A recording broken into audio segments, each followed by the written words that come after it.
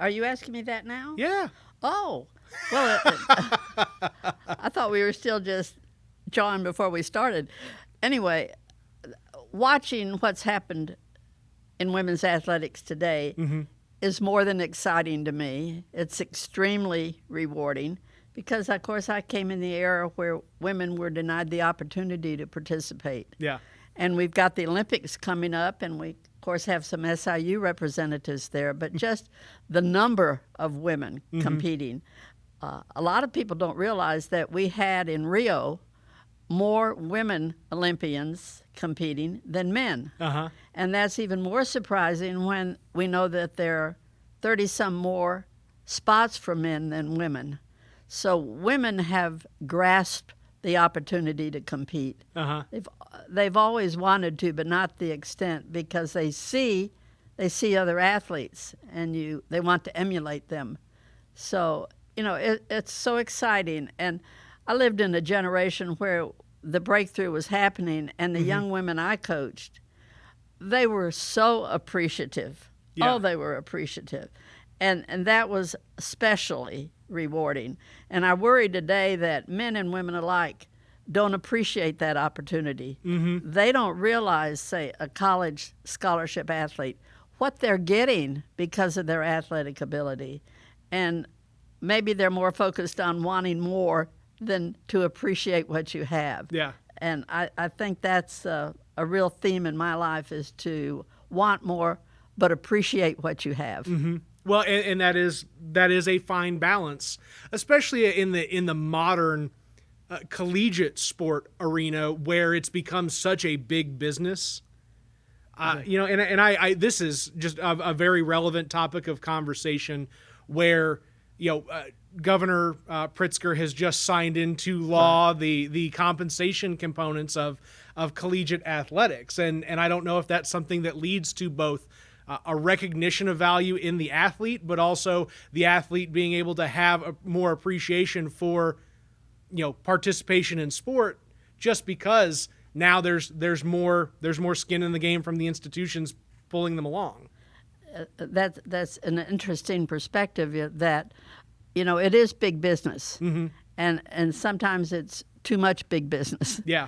And with all of this emphasis on letting the athletes use their name and fame for additional benefits, you don't realize the benefits they already get. Yeah. They're coming to get tuition, fees, room board, books, tutoring, all the health care that they can possibly have. And if they have financial need, they get additional $3,000 a month, plus other benefits.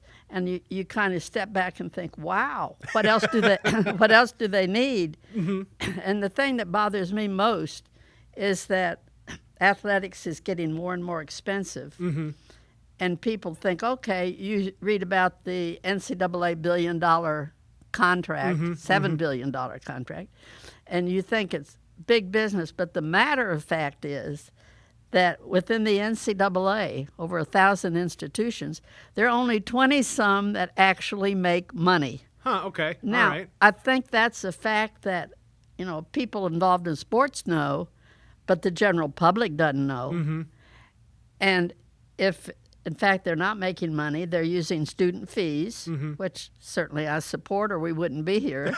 We wouldn't have an athletic program. But we've got to watch the expenditures, because what's going to happen is they give more and more money to football and men's and women's basketball. They're going to drop other sports. Now, I don't want to be a negative forecaster, but there's only one way to go. Yeah.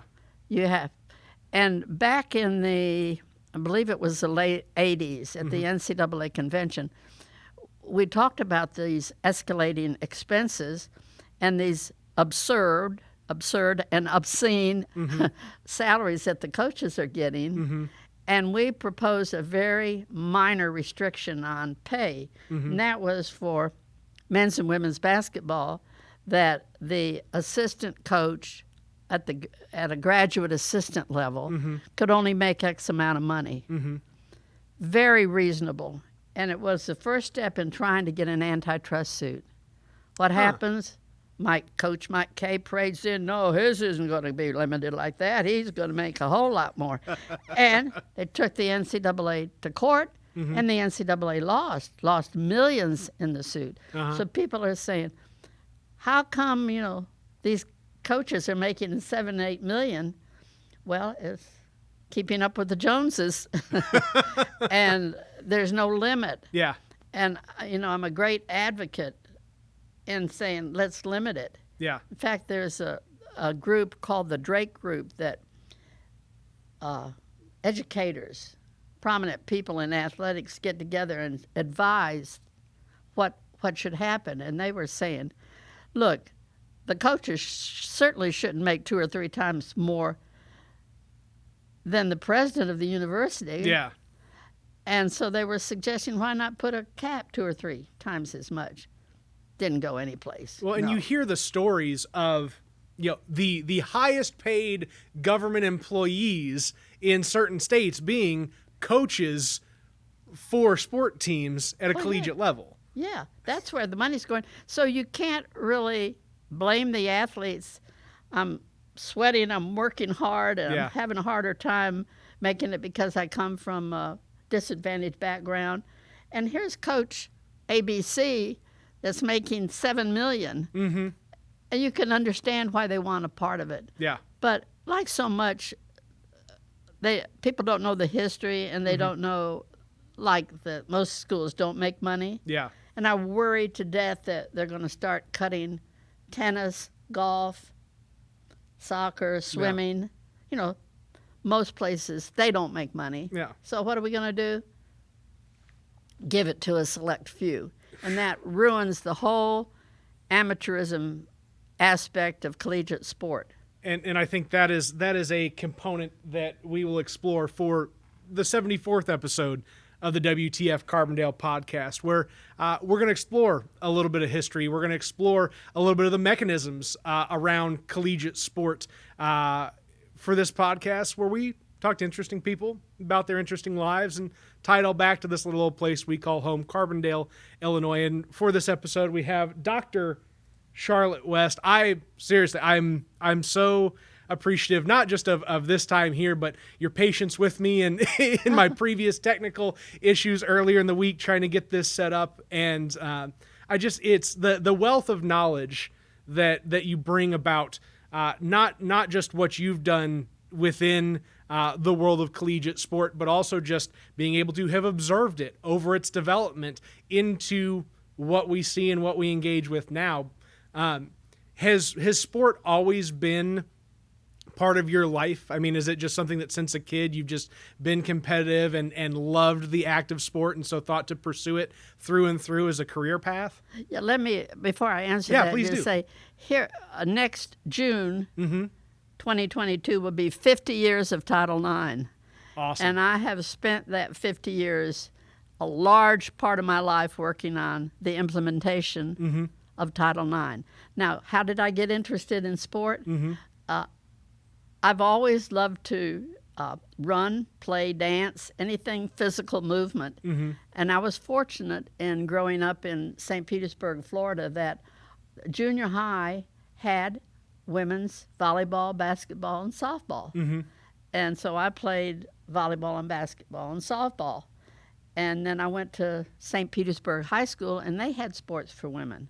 So, sports for women, we might have had 5 basketball games in a season, but at least we played. And our coach made our uniforms. She could sew.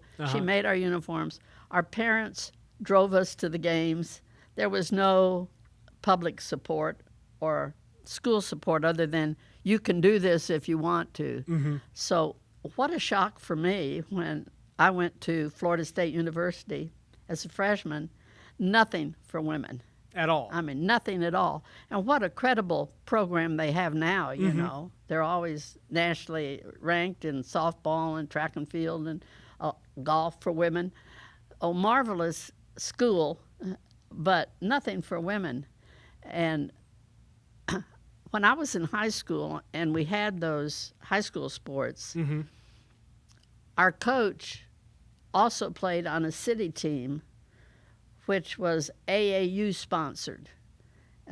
And what they would get is we played for R.H. Hall, Kelvinator Maytag Appliance Company. Always And nice they to have were that our sponsor. they funded us. And the only competition there was for women was AAUW. Certainly not the NCAA, certainly not the IHSA. And so she asked me, because she knew I played well and I loved it, would I like to play on that city team? So when I was in college, I would go off and meet my teammates someplace, whether we were in Orlando or Jacksonville or any place, and play. So I had an opportunity to play. And I loved it so much that I think, as I reflect back, that was a driving force is, why isn't this available for all women and girls? Yeah. No, I mean, that's a given. I mean, just to say, I'm having this rich personal experience. Yeah. Everybody like me deserves this rich personal experience. And it's so wonderful for women. They've done a lot of studies. And high school girls, for instance, if they involved in sport, one, they make better grades. They're less likely to get pregnant. They're less likely to be in drugs, et cetera, et cetera. All positive attributes for having that opportunity to compete, respect their bodies, respect their teammates. A lot of positives come from sport. And thank goodness it's now available for all women, because before Title IX, 1 in 27 high school girls played sports. 1 in 27. And today, 2 in 5. Now, Wow. I mean, we're talking 1,000%, more than 1,000% increase, thanks to 1972 law that prohibited discrimination against women in educational institutions. So was it the educational institution of SIU that brought you to Carbondale, or was it something else that brought you here in the first place? Interesting. I was getting my master's at the University of North Carolina at Greensboro. And near the end of the year, like February, March or something, everybody was talking about, okay, where will you be next year? What job are you going to take? And it was easy to get a job at that time, somewhat of a teacher shortage. And so I looked around, and I had kind of thought, I'd like to go to Penn State, I think, and I told our head of the department, she said, oh, no, Charlotte, everybody in the profession should be in the Midwest at least part of their life. Yeah. And I'm thinking, now I'm talking about coming from Florida. So anyway, I got an invitation to come to SIU for an interview. And part of it was because I got my master's in dance and physical education. And the job here, that's kind of a unique combination. Yeah. They wanted somebody that could teach dance and teach sports. Huh. So I came, and Dorothy Davies, who the gymnasium is named after, a very wonderful educator, a very aggressive woman. I came, and it was in March, and there had snow, and there was black cinders on the streets, and it wasn't its best foot forward. Yeah. Okay, so I told my friend that I had talked into coming with me. Well, that's the last I see Carbondale. So I got back, and Dorothy Davies kept trying to call me, and so I left the dorm room and went to the student center just to get away. She had me paged in the student center, and she, with the head of the department down there, kind of coerced me into coming. Well, how thankful I am for that, because I came, and 42 years later, I was still here.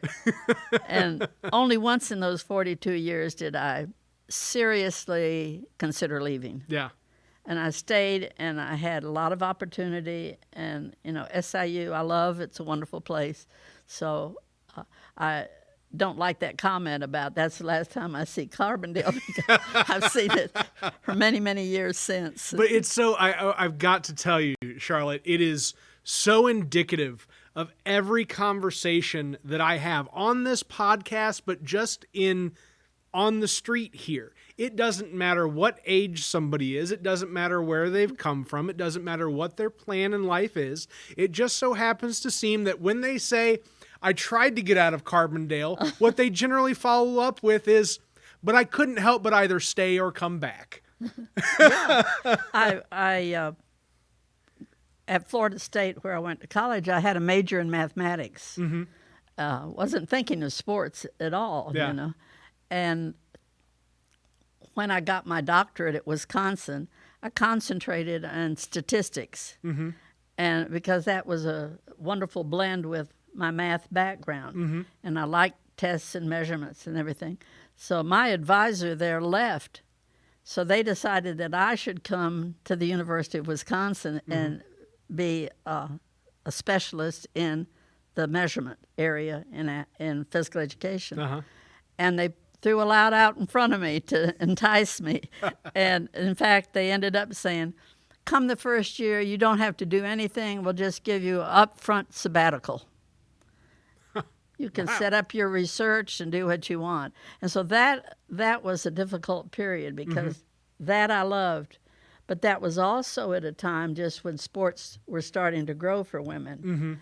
And I would have had to left the sports scene. Oh, thank goodness I stayed, because that was in the 70s. It was a perfect storm for women in sport. So what was your first introduction to the administrative struggles of getting policy in place to level the playing field? Ooh, I got sports puns now. But to level that playing field, to bring women's sports activities in line with men's sports activities. Well, in 1971, the Association for Intercollegiate Athletics for Women was formed. Now that in itself is a marvelous history, where in the 60s we started paying attention to women in sport, and that was the, burn your bra, feminist, everything. And we had the TV appearing in everybody's home, which it hadn't. And so sports were brought right to the forefront. And people were saying, what is wrong with the American women? Because we were dismal. Like, I can remember sitting down and watching USA women's volleyball in the Olympics play Japan. Oh, it was not good. and so everybody was saying, what's happening? And Doris Duke Cromwell gave $500,000 to the United States Olympic Committee and said, do something about women in sport. Now, this was in the late 60s. When $500,000 was quite Back something there, more than it already is. Right. When I used to lecture about this, I would say, what's that equivalent today? And we're talking big dollars. Yeah. So United States Olympic Committee had some institutes to teach women how to coach so that we could do a better job. So that set the stage in the 60s. And people were saying, we want national championships. Well, a lot of people don't know that SIU women's basketball went to the first ever national championship in 1969 at Westchester, Pennsylvania. Wow. It's a marvelous history. We were at the second one in Northeastern in Boston.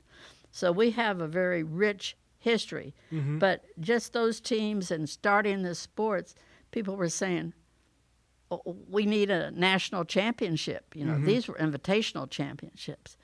So AIAW was formed because the NCAA said they were not interested in having that for women. At the time, that's what they said. Yeah, so we formed AIAW. Now, that was 71. And in 1972, Title IX passed. So you asked me, how did I get active in the legislation of Title IX and the implementation? So naturally, first started out with the legislation. The law was passed. 37 words.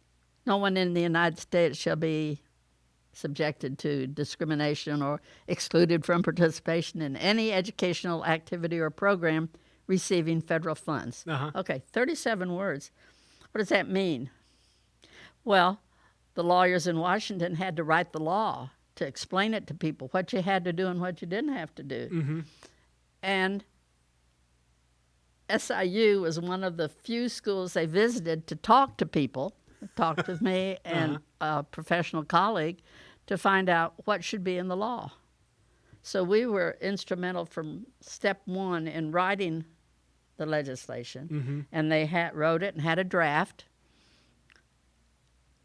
Then they had hearings in 10 principal cities around the country to say to the men and the women, and the men were frantic about the law.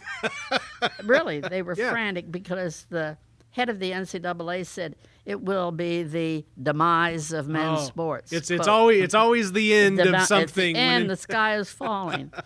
So we had all these hearings.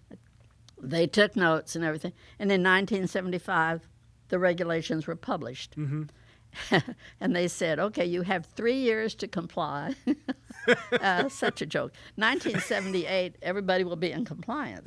No. Well, it's 2021, and we're still fighting this fight. Few, if any, schools are in compliance. But on the other hand, the progress has been tremendous. Yeah. So early on, I was involved in AIAW and the creation of legislation for Title IX. And I guess if I had even $100 for every speech on Title IX I've ever given, I'd be so rich. I don't know how I'd spend it. But anyway, it's been a great ride. It's been a great ride, and to see the progress. And yes, it's been hard fought. I was victimized. Yeah. I was threatened. Told I was told by a university vice president if I would continue to push, he'd have to see about getting somebody else for the job. So, that's no fun. But if you have the passion to see things right and do things right, you persevere.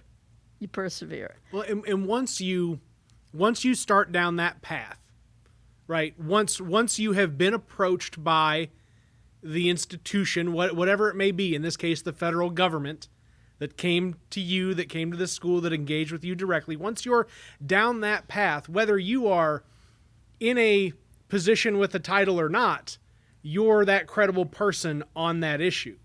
And then you find ways to express that, again, whether you are or not in a position of power, because somebody has removed you from it. And what I'm getting to here is to say that, you talked about the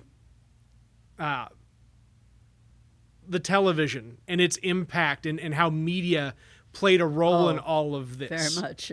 Right? And to me, my thought is, whether you would or would not have been employed at SIU during these times, that simply having the ability to speak out on these things, to get on the radio, to get on the television, to get in a newspaper and speak on these issues would have still been your power with this. Now, you had much more power than it because you still you still were able to be within the institution, I would say, that simply being within it gives more strength. I have hundreds of colleagues that lived very much a parallel life with me. Yes. Because whether you were at UCLA, friend, whether you were at Southwest Missouri State or Missouri State at that now, you were going through pretty much some of the same things. Yeah.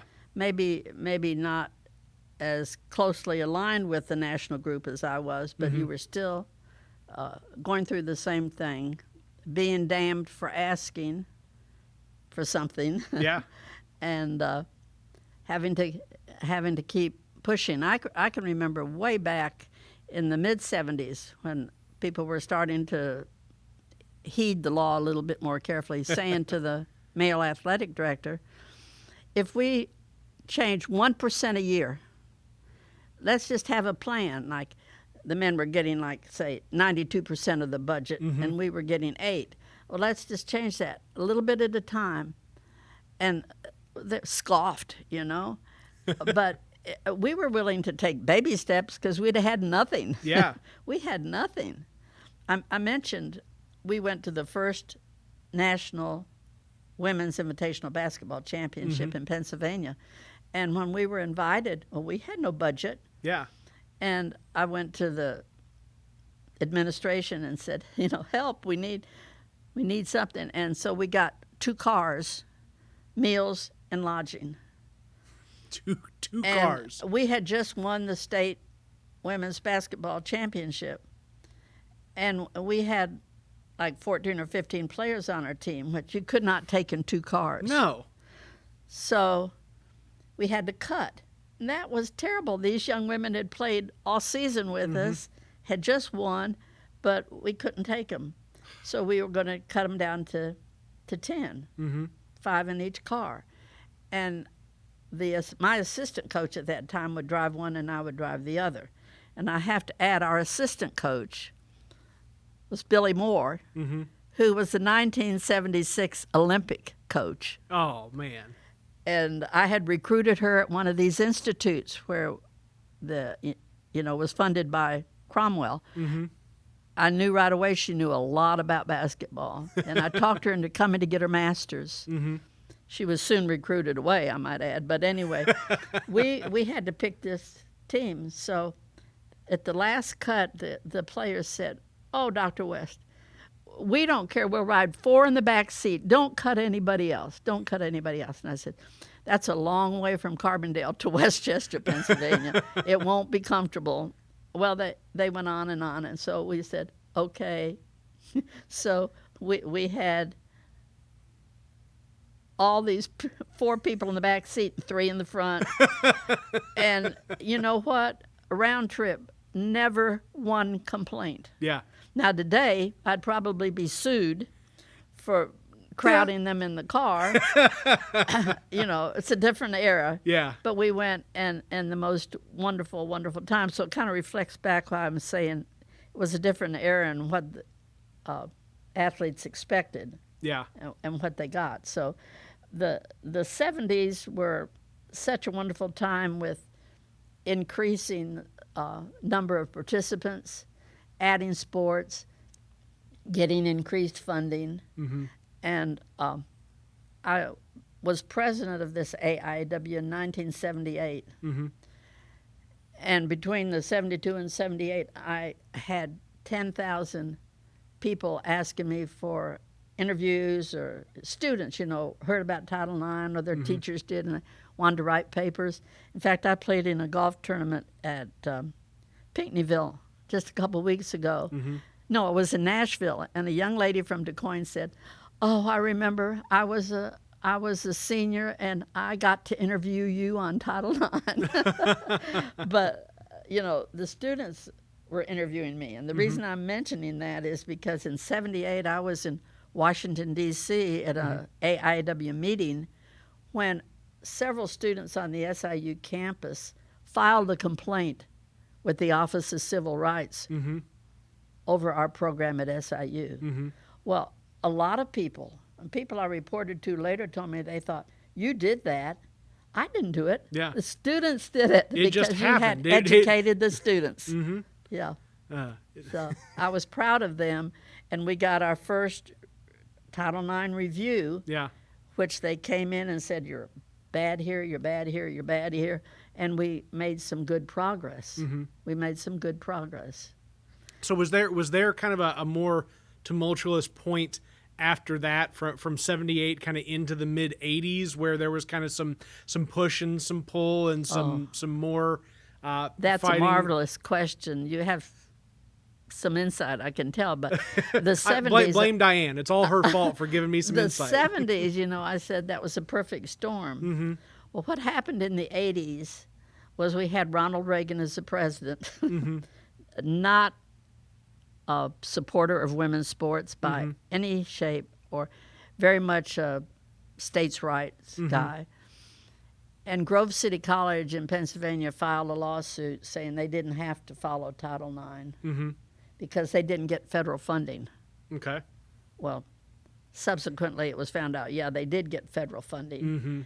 And then it was 88, we had the Civil Rights Restoration Act. So we had a period in the 80s that was, I call it the decadent decade.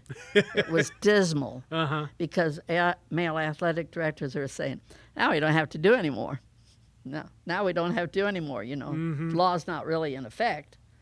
Well, the Civil Rights Restoration Act, Congress supported over the president's veto, and we got Title IX back. And so that was late 80s. And then in the 90s, I think of it as a renaissance because by then the NCAA had swooped us up, and that's a story in itself. But we had some good leadership in the NCAA, Richard Schultz. And we had a Title IX study of all the schools and saying, this is where we are. Now we'll go back to the press. When this got published, people were aghast. Here we were 20 years after Title IX, and the progress had been minimal. And especially in the area of, I'm just going to mention, one of the aspects of Title IX is fair share of scholarships. And, well, the men were getting millions and millions and millions more than the women. So that's one of the few places in Title IX that they interpreted it very narrowly. 1979, they had some interpretations. They brought in specialists around the country to talk about how close, because the law didn't tell you how close you had to be with respect to percentage of men and women in scholarships. And they ruled 1% differential. So as we look nationally today, schools are in compliance with scholarship distribution. Marvelous. They're not in compliance with participation rate or expenditures. But I think one of the marvelous things about Title IX is those laws were written in 72 to 75 and published in 75. They remain in effect today. They were so well written, and they're flexible enough. Like, we don't have to be the same as Illinois State. And Illinois State doesn't have to be the same as U of Illinois. But they have general guidelines. And if you are out of compliance, like we were when the students filed their complaint, you're given a period of time to correct it. You're given a chance to write a plan and say, this is what we're going to do to change it. And so that's what helped make SIU, we were pretty much leaders in that era. Okay. That's again, just the magical components of this place and where we get to participate in national and global stages is just astounding to me. And hearing a story like this is one of those things. Now, for Diane was talking on the last podcast, or maybe it was beforehand at some point, but she said that you actually went and testified on Capitol Hill. Oh, yes. I worked with one committee with Strom Thurmond. Wow. You've heard about such a Republican conservative, from South Carolina. But what a delightful person.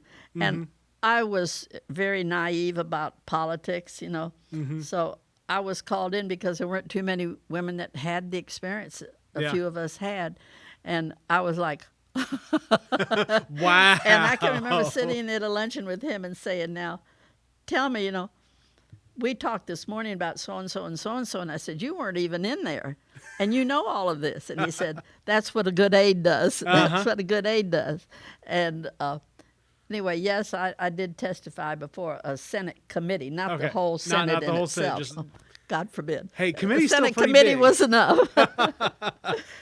I think of a neighbor of mine that's been here from Oklahoma for many years and worked at the university. Dave Gilbert. He was the gentleman who went and testified to Congress regarding the Toyota tin whiskers unintended acceleration of vehicles issue. Right? We would joke about whether or not Toyota was going to be sending some knee breakers to the neighborhood to have a chat with neighbor Dave. And it's just, to think that, from little old Southern Illinois, that we could reach up into, the great halls of power that is Congress, and to have an impact by just giving professional testimony and opinion on what we know. Yes, sometimes our AIW national office was in Washington, D.C.,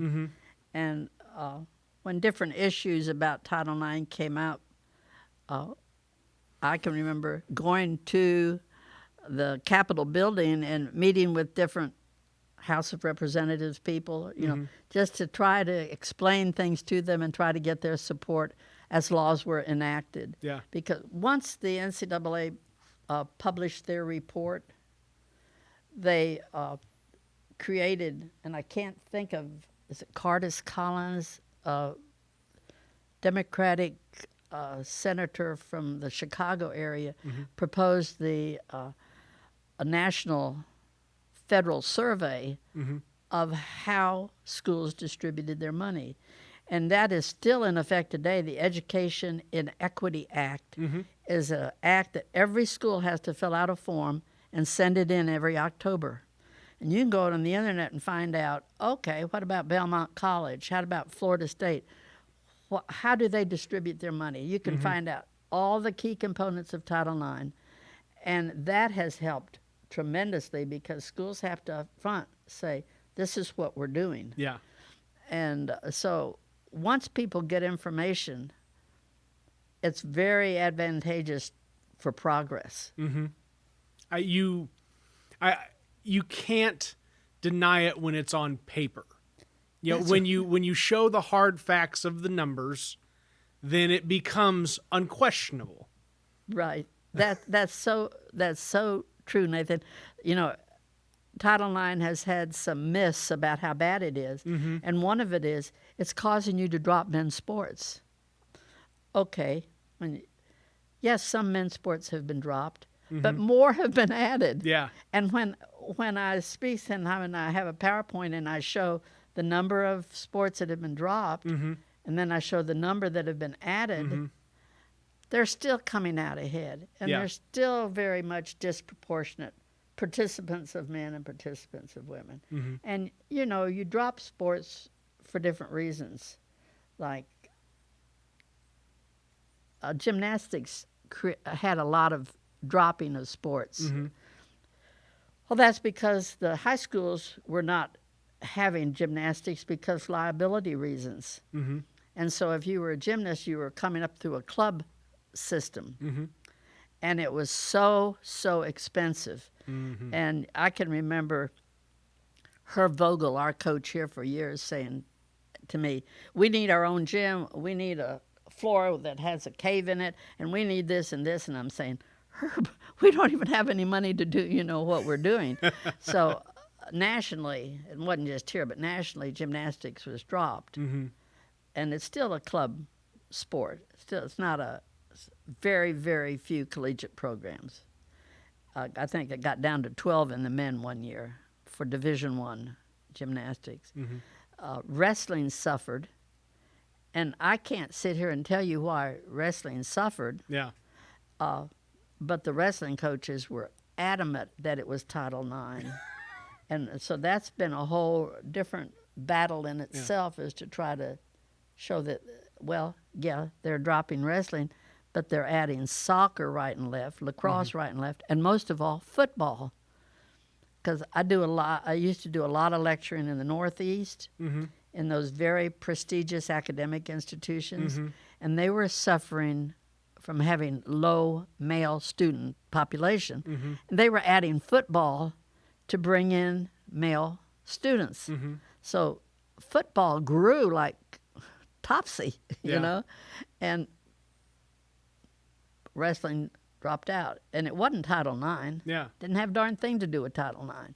But tastes change over time. yes. And it's easier to, instead of saying what's changing about the general public's interest and how do we accommodate that, it's much more difficult to say that than it is to say the easy thing, which is, this thing over here just happened. There was this policy change, so of course the policy change is what's hurting us, not our inability to keep up with the times. Very much so. Very much so. We've gone through little sieges like that through the years. But I think now most male athletic directors are supportive of Title IX. If they're not, they're less likely to get the job. Yeah. And they learned that. They learned that the hard way, some of them, because a lot of women involved in athletics, they were an information source. How is your so-and-so? And we had Jim Livengood as an athletic director here when they merged the departments. Mm-hmm. Summit forced a merger, which we didn't want. The women didn't want, but he forced it. Jim was the AD, and he was marvelous to work with. Yeah. Just marvelous, because he very much believed that women should have an opportunity. Yeah. Now, I can't say that about all ADs, and unfortunately, Yeah. he was recruited back home very quickly, so he was only with us less than 2 years. Mm-hmm. Did you have mentors along the way yourself? I know, Diane talks about how you were able to mentor her, but the mentor-mentee relationships are often passed down, Yes. from one to the next. That they are very much, but of course I had no one, because there weren't any women ADs. Yeah. There were not any collegiate women ADs, but we had a very much of a unified support system in AIAW that we helped each other, and we had this problem on our campus, and we'd share how we got around it or through it or over it. And so we had a lot of peer mentoring.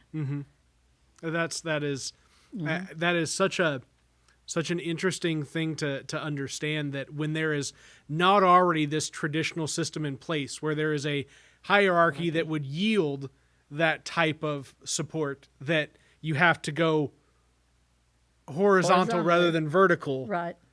to make it happen. Yes, very much so. Very much so.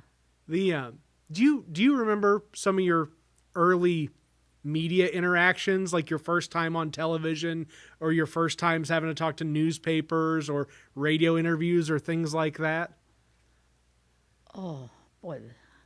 No, I can't really sit here and think, oh, that was the first time I was on TV. Right. And I know that's a pretty big lift, and that just leads into just kind of the general discussion about all of the activity that you've had to participate in and produce over the years as a way to achieve the goals and to document what's going on. Like I told Diane, I'm just not a sport person. I love this right here. I love working with the camera. I love working on stage with a microphone and some of these other things, but the competition aspect of sports just isn't really for. Let me tell you what I think is a funny story. 'Cause the theme of this is that there are a lot of ways to get things done. Yeah. Now, they say, you can use honey. Okay.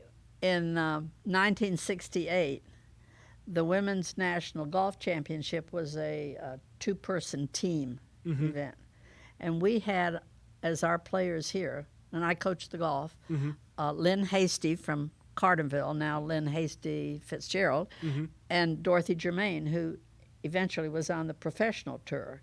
So those two young ladies are going to represent SIU. And I didn't even go with them. I mean, we didn't have any money, but they went to Duke, and they won the national championship. Southern Illinois University National Collegiate Golf Championship. Wow. Marvelous. The local newspaper.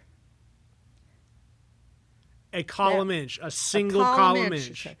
SIU women, Dorothy Germain and Lynn Hasty, win at Duke University, blank and blank. Okay. So disappointed, because that's what a marvelous accomplishment. Yeah. Well, we had a women's caucus on campus, and I wasn't in a leadership role at that time with that group, but I would attend every week to their little nosebag luncheons at the student center, and they decided to have a male chauvinist pig luncheon. Now, they were copying this theme from someplace else. The tennis, I'm trying to think, what was the big tennis match in like the... Bobby Riggs, Billy King and Bobby Riggs. Yep. Oh, I have a film of that. That's wonderful. But anyway, we were going to have this, and each of us as members could invite a chauvinist pig, somebody as an administrator. And they said, now we want to make this light and fun. Yeah.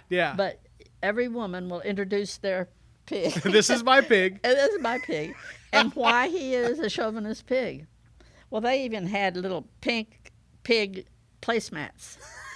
and we did it, and it was informal. It was over at the student center. Mm-hmm. Well, who did I invite? Merle Jones, Southern Illinois sports editor. And I had a little poster, and I had the 1-inch column.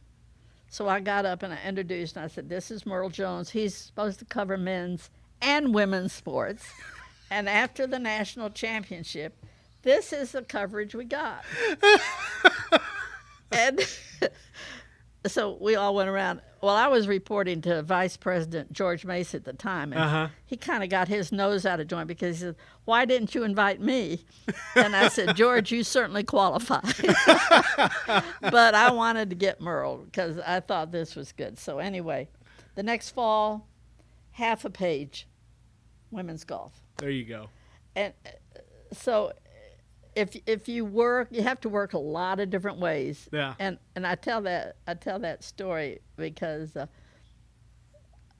I think it's an example when I teach young women that want to be athletic directors. Is there are a lot of ways to get the job done. Yeah. And certainly you have to have a sense of humor and be compassionate about a lot of things, but you can never stop moving forward. Yeah. Well, it's an example that I use with folks when I do a lot of different activities related to digital media and trying to move projects forward, doing that in my own unique way. Yeah. And not everybody likes it or agrees with it or even understands it to a point. But my concept is just what you explained, which is that if the rock is rolling down the hill, we can move it side to side as we look to reach our destination. Yeah. But if we're just perched somewhere and that rock is immobile, then we can't get any progress with it because it's just stagnant. And you have to find the ways to move that rock so that you can achieve the goal. And what you described there, I think, is exactly what the kids these days would call putting somebody on blast in a very unique manner. On blast. Okay. I'm sorry, go ahead. No, I said I agree with you on that. You got to keep moving. Yeah. Keep moving. That's just wonderful. Well, and then I'm appreciative of this conversation being a kind of a penultimate interview as you kind of look to the last leg of the media race here and talking to ESPN for a Title IX documentary and saying, when this is it, I'm done. That's right. I know. When I turned 80, I said, no more public speaking, and I stepped away from doing institutes in the summer for the NCAA to teach women who want to be athletic directors. And I worked hard on that, and I said, it's time for somebody else to carry the baton. Yeah. I feel like I've served. So I have pretty much stopped. I've changed that. I went to, I've made a couple exceptions to that. That's not awful. I think I really do believe it's the time to let another generation move forward. Yeah. No, and I think we will have those folks.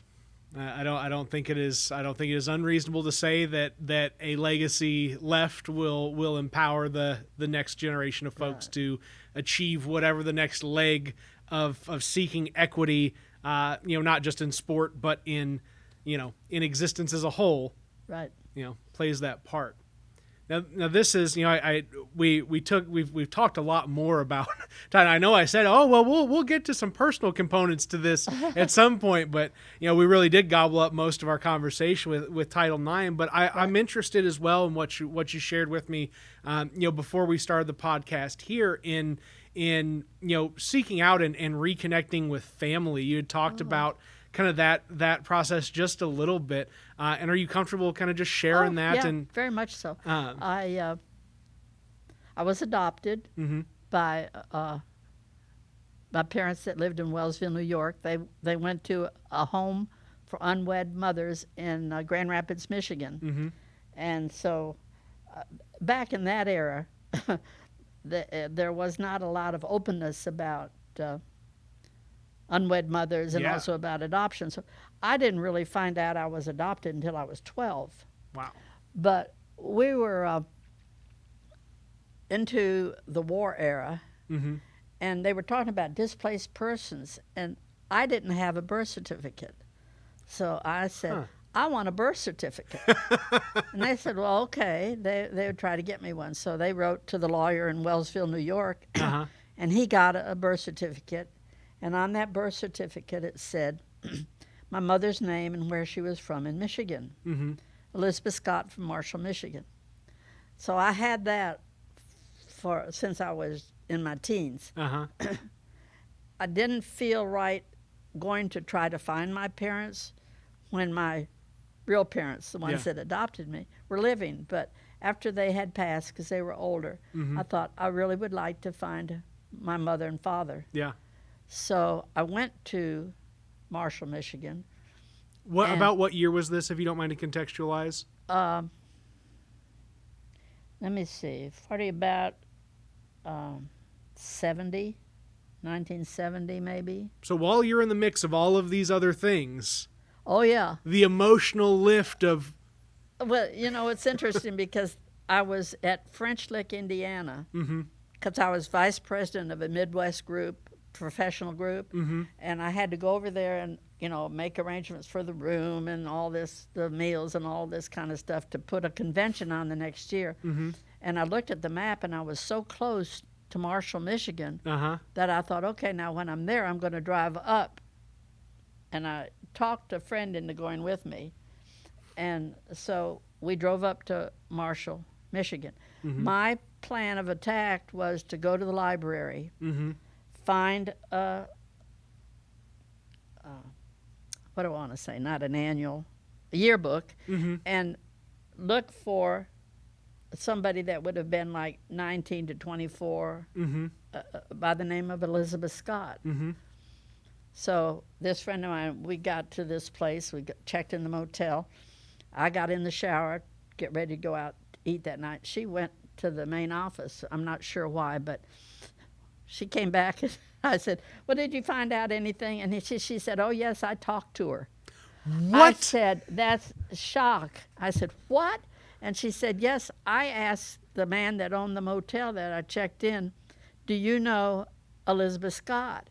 And he said, oh, yes, I know Elizabeth Scott, Elizabeth's school teacher here. And do you know her? And she said, oh, well, it shocked her so. She said, I think we're related. And he said, well, I'm calling her up. And she said, no. And he called her up, knew her number right away. And called. So Elizabeth got somebody here to talk to you. So my friend just said, hi, my name is Joanne Thorpe, and I think maybe we're related. And on the other end, she said, well, dear, I don't know any Thorpes. I don't think we're related. I don't think we're related. She said, okay. So she came back and told me that. And she said, I'm getting out of this. She said, from now on, it's up to you. Uh-huh. So I called in the morning after breakfast, and I said, this is Charlotte West, who she didn't know from Adam, Yeah. of course. And I said, is there any way I could come and see you today and talk to you? And she said, oh, yes, 9 o'clock would be fine. And she told me how to get there. So later found out that when she got that strange call, she was thinking. Gears were turning. Yeah. So we got there, we parked. There was a long walk up to the front of the house, and she met us at the door, and she said, which one of you is it? Oh, and she said, I don't have to ask that. It's you. You look just like your father. Not me. You look just like your father. So she said, come in, sit down, ask me anything you want to ask. Oh, my Very God. gracious lady. She was a young woman. She was 19 when she got pregnant. It was a one-time deal. And by the time she found out she was pregnant, my father was with somebody else. Mm-hmm. So she lived with her father and her sister. Her mother had died at an early age. Mm-hmm. So she went to Grand Rapids and had me. She came back home, never knew, nobody around there ever knew. She put herself through college and taught. And so I asked her about my father, and she said, oh, he doesn't know anything about you, you know. So I said, well, I won't try to, interrupt his Yeah. life. but I wanted to, but I didn't. So his name was Charles Vandenheed, and he had a farm there in Marshall. Mm-hmm. And he had married, and he had 4 boys. My mother, after she had had me, she married and had 2 boys. I have 6 half-brothers, no sisters. And you would have been the eldest. Oh, yeah, I would have been the eldest. Like, my oldest half-brother is 82 or 3, and I'm 88. So, anyway, I went away, and after that, I met my mother several times, and we got close. She called me, and she said, now, I didn't tell my husband about you. She'd been divorced after she had her first 2 kids. And she said, every time we had a disagreement, he threw it up to me that I was this loose woman and all this. So she said, I thought from here on out, I'm not going to tell anybody. So she had not told Mel, her husband. So she thought later, that's not right. So she told him, and she called me, and she said, Mel wants to meet you. Now, they're in Michigan, and I'm down here. And this is really ironical. And I said, you know what? I'm bringing my golf team to Michigan State next weekend. If you and Mel want to come up, you can come up. Yeah. So they came up, and I met him. And he was fascinated at how much I was like my mother, although I'd never, ever seen her but once. Yeah. And long story short, then he passed away, and then she passed away. And her son that I had gotten in touch with, never met him face to face, but he was a Cardinal fan, and I'm a Cardinal fan, and we talk on the phone, you know. And he died. Okay, so then his wife was at the grocery store one day and stopped this lady, Mickey Vandenheed, and said, have you heard anything from Charlotte? And Mickey said, Charlotte who? Oh, my gosh. And so she blabbed this out. She was kind of a busybody. So she called me, and she said, Charlotte, I've done something bad. And I said, what's that? And she said, I've told about you. So now your father's family knows. And I said, well, that's okay. Heath already passed away, and my mother had passed away. And I said, nobody's going to get hurt. Don't worry about it. Yeah. Hung up. A few minutes later, she called again. She said, okay, now Mickey went home and told one of the boys, and he wants to call and talk to you. I said, okay. So the youngest one, Tom, called, and we had a nice talk. And, of course, he told the other 3 boys. And now I have subsequently met them all. They came to Carbondale to meet me. Tom's been to Florida to visit me.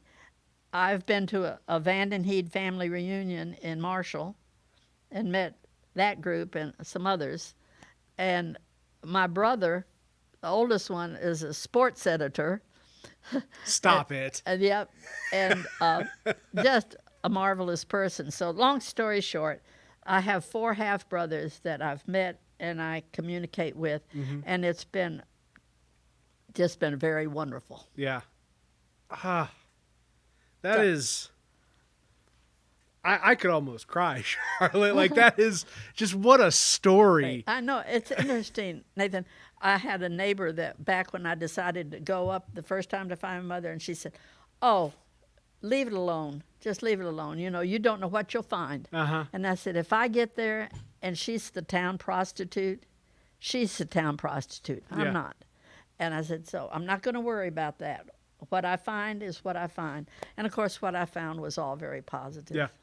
Well, I mean, and it just seems like there was something that was always there. I mean, you talk about your mother being a teacher. Yeah. Right? And some of these other components to just being... Without ever having to be in space with her, to still being a significant part of her. I was at her place in Florida. They'd go to Florida in the winter.